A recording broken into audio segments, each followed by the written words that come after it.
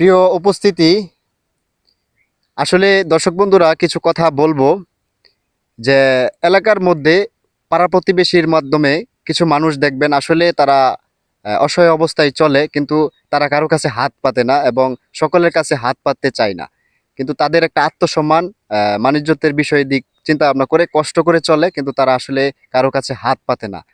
তার মধ্য থেকে অন্যতম হলো এই যে আমার এক চাচা দেখছেন দাঁড়িয়ে আছে। উনি আসলেই সত্যিকার অর্থে অসুবিধায় আছে, সমস্যায় আছে, কিন্তু আসলে কারো কাছে হাত পাততে পারতেছে না। ওনার একটা হাতে সমস্যা, প্যারালাইসিসের মতো। উনি কোনো হাত দিয়ে কোনো কাজ করতে পারে না। আগে কাজ করতো, আগে কাজ করতেন না? আগে কাজ করছি। আগে খুব সুন্দর কাজ করছে, চলছে। এখন হাতের সমস্যার কারণে উনি কাজ করতে পারে না।